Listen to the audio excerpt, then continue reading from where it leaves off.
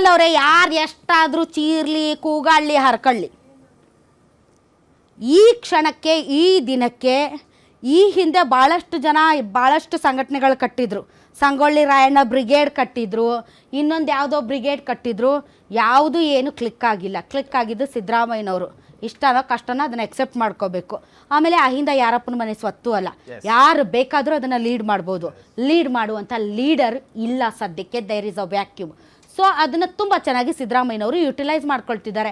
ಈಗ ಸತೀಶ್ ಜಾರಕಿಹೊಳಿ ಅವರು ಮುಂದೆ ಬರ್ತಾ ಇದ್ದಾರೆ, ನಾನು ಲೀಡ್ ತೊಗೊಳ್ತೀನಿ ಅಂತ ಲೀಡ್ ತೊಗೊಂಡು ಅಂತಹ ಸಮುದಾಯವನ್ನು ವಿಶ್ವಾಸಕ್ಕೆ ತೆಗೆದುಕೊಳ್ಳುವಂತಹ ಬದ್ಧತೆಯನ್ನು ಪ್ರಶ್ನೆ ಮಾಡಿದರೆ ನಾಳೆ ಅವರು ನಿಮ್ಮ ಜೊತೆಗೂ ಬರ್ತಾರೆ.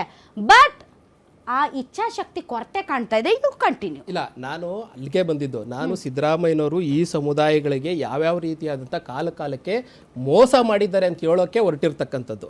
ನಾನು ಸಿದ್ದರಾಮಯ್ಯನ ಪರ ಬ್ಯಾಟಿಂಗ್ ಮಾಡೋಕ್ಕೋ ಅಥವಾ ಇನ್ನಾರನ್ನ ಓಲೈಸ್ಕೊಂಡು ಮಾತಾಡೋಕ್ಕೋ ನನಗೆ ಅದರ ಅವಶ್ಯಕತೆ ಇಲ್ಲ.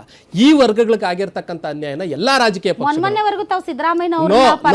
ಜಾತಿ ಗಣತಿ ವಿಚಾರ ಬಂದಂತ ಸಂದರ್ಭದಲ್ಲಿ ರಿಲೀಸ್ ಮಾಡಬೇಕು ಅನ್ನೋ ಕಾರಣಕ್ಕೆ ನಾನು ಅವ್ರ ಪರ ಬ್ಯಾಟಿಂಗ್ ಮಾಡಿದ್ದೀನಿ, ರಿಲೀಸ್ ಮಾಡಿ ಅನ್ನೋ ಕಾರಣಕ್ಕೆ. ಅದರ್ವೈಸ್ ನಾನು ಯಾವತ್ತೂ ನಿಮ್ಮ ಎಲ್ಲಾ ಡಿಬೇಟ್ಗಳು ವೈಯಕ್ತಿಕವಾಗಿ ಯಾವತ್ತು ನಾನು ಅವ್ರ ಪರ ಮಾತಾಡ್ದನಲ್ಲ. ಮೊದಲನೇದು. ಎರಡನೇದು, ಇವತ್ತು ನೀವು ಕೇಳಿದ್ರಲ್ಲ, ಇವತ್ತು ಯಾಕೆ ಈ ಸಂದರ್ಭದಲ್ಲಿ ಸಿದ್ದರಾಮಯ್ಯನವ್ರಿಗೆ ವಿರುದ್ಧ ಒಂದಷ್ಟು ವಿರೋಧ ವ್ಯಕ್ತ ಇದೆ ಅಥವಾ ಅವರು ಕುರ್ಚಿಗೆ ಅತಂತ್ರ ಬಂದಂತ ಸಂದರ್ಭದಲ್ಲಿ ಮಾತ್ರ ಇವರು ಅದನ್ನ ಉಪಯೋಗಿಸ್ಕೊಂತ ಇದ್ದಾರೆ ಅಂತ ನೋಡಿ. ಈಗ ಅನೇಕ ವಿಚಾರಗಳನ್ನ ನಾವು ಇಲ್ಲಿ ಗಮನಿಸಬೇಕಾಗ್ತದೆ. ಒಂದು, ಬೇರೆ ಬೇರೆ ರಾಜಕೀಯ ಪಕ್ಷಗಳಲ್ಲಿ ಅವ್ರು ಕೊಟ್ಟಿರ್ತಕ್ಕಂಥ ನಮಗೆ ಪ್ರಿಯಾರಿಟಿನೂ ಸಹ ಗಮನಿಸ್ಕೊ ಬರ್ಬೇಕಾಗ್ತದೆ. ಈ ಉದಾಹರಣೆಗೆ ಬಿಜೆಪಿ ಅವ್ರು ಏನೇ ಹೇಳಿ, ಎಷ್ಟು ಟಿಕೆಟ್ OBCಗಳು ಕೊಟ್ಟರು ಕರ್ನಾಟಕದಲ್ಲಿ? MP ಟಿಕೆಟ್ ಅಲ್ಲಿ ಒಂದೇ ಒಂದು ಟಿಕೆಟ್ ಕೊಟ್ಟಿಲ್ಲ. ಅಥವಾ ಇನ್ನೊಂದು ಯಾವುದೋ ರಾಜಕೀಯ ಪಕ್ಷ ಎಷ್ಟು ಟಿಕೆಟ್ ಕೊಡ್ತಾರೆ?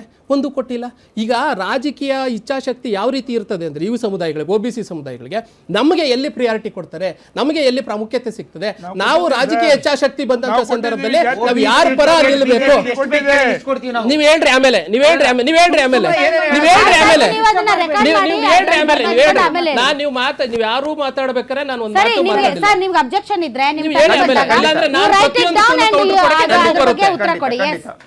ಹಾಗಾಗಿ ಒಂದೇ ಒಂದು ನಾವು ಯಾವ ರೀತಿ ವಿಶ್ವಾಸ ಮೂಡಿಸ್ಬೇಕು? ನೀವು ಕೇಳ್ತಾ ಇದ್ರಿ ಪದೇ ಪದೇ, ಯಾಕೆ ನಿಮ್ಮಿಂದ ಬರಲ್ಲ, ಯಾಕೆ ನಿಮ್ಮಿಂದ ಈ ರೀತಿಯಾದಂತ ವಿಶ್ವಾಸ ಮೂಡಿಸೋದ್ರಲ್ಲಿ ಬೇರೆ ರಾಜಕೀಯ ಪಕ್ಷಗಳು ಹಿಂದೆ ಬಿದ್ದಿದ್ದಾವೆ ಅಂತ ಅದ್ರ ಜೊತೆಗೆ ನೋಡಿ, ಈಗ OBC ಸಮುದಾಯಗಳಿಗೆ ಸಿದ್ದರಾಮಯ್ಯನವರು ಖಂಡಿತ ದ್ರೋಹ ಮಾಡಿದ್ದಾರೆ, ಎಸ್ಪೆಷಲಿ ಈ ಟರ್ಮಲ್ಲಿ. ಉದಾಹರಣೆಗೆ ಏನು 23ರಿಂದ 28ಕ್ಕೆ ಬಂದಂಥ ಸಂದರ್ಭದಲ್ಲಿ ನಮಗೆ ಸಿಗಬೇಕಾಗಿದ್ದಂತಹ ರಾಜಕೀಯ ಸವಲತ್ತುಗಳಿರ್ಬೋದು ಅಥವಾ ಆರ್ಥಿಕವಾದಂಥ ಸವಲತ್ತುಗಳಿರ್ಬೋದು, ಸಾಮಾಜಿಕವಾದ ಸ್ಥಾನಮಾನಗಳಿರ್ಬೋದು, ಈ ಎಲ್ಲ ವಿಚಾರಗಳಲ್ಲೂ ಸಹ ಈ ಅಹಿಂದ ವರ್ಗಗಳಿಗೆ ಮೋಸ ಆಗಿದೆ. ಉದಾಹರಣೆಗೆ ನೀವೇ ಕೇಳ್ತಾ ಇದ್ರಿ, ಜಬ್ಬಾರ್ನ ಆಗ್ತಾ ಇದ್ರಿ ಅಂತ.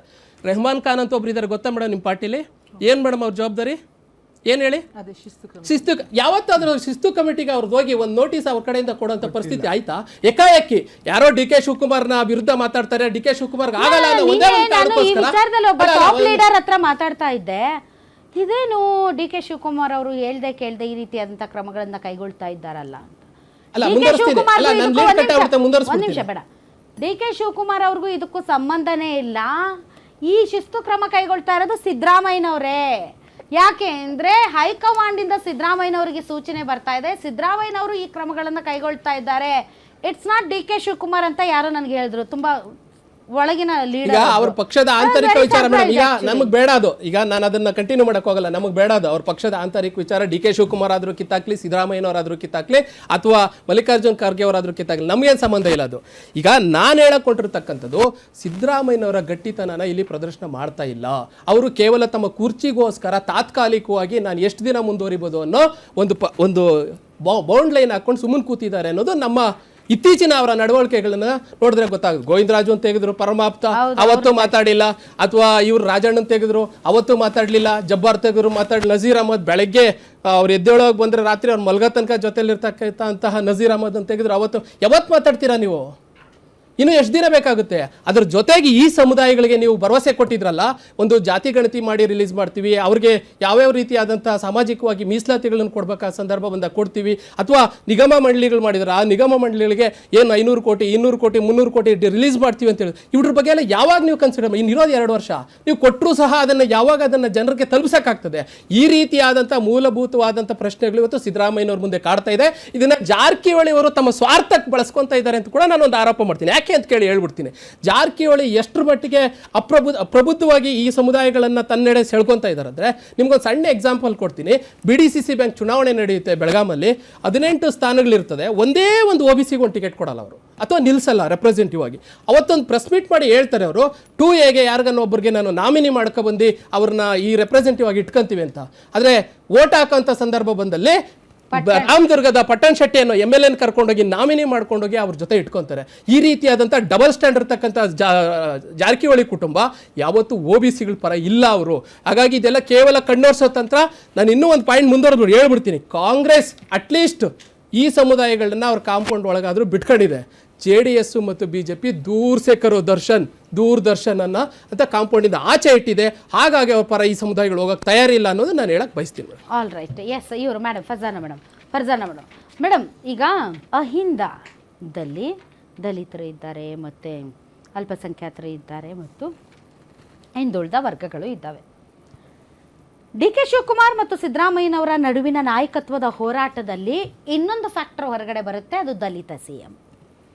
ಇಷ್ಟು ದಿನ ಅದ್ರ ಗಂಧ ಗಾಳಿ ಎಲ್ಲೈತಿ ಏನಾಯ್ತಂತ ಗೊತ್ತಿಲ್ಲ. ಆದರೆ ಯಾವಾಗ ಸಿದ್ದರಾಮಯ್ಯನವರು ಇಳಿಸ್ತಾರೆ ಅಂದ ತಕ್ಷಣ ದಲಿತ CM ಅನ್ನೋ ವಿಚಾರನ ಮುಂದಕ್ಕೆ ಇಡ್ತಾರೆ. ಅಂದರೆ ಬೇಕಾದಾಗ ನಿಮ್ಗೆ ಹೆಂಗೆ ಬೇಕೋ ಹಾಗೆ ನೀವು ಈ ಅಹಿಂದನ ಬಳಸ್ಕೊತಿದ್ದೀರಿ ಮೇಡಮ್. ಜನ ಹುಚ್ಚರಲ್ಲ, ದಡ್ರಲ್ಲ, ಜನ ಈಗ ಭಾಳ ಪ್ರಜ್ಞಾವಂತರಿದ್ದಾರೆ, ಬುದ್ಧಿವಂತರಿದ್ದಾರೆ. ಯಾವಾಗ ಯಾರ್ಯಾರು ಯಾವ್ಯಾವ ರೀತಿ ಅಂತ ರಾಜಕೀಯ ಅಸ್ತ್ರಗಳನ್ನು ಬಳಸ್ತಾರೆ, ದಾಳಿಗಳನ್ನ ಒದರಿಸ್ತಾರೆ ಅಂತ ತುಂಬ ಚೆನ್ನಾಗಿ ತಿಳ್ಕೊಂಬಿಟ್ಟಿದ್ದಾರೆ.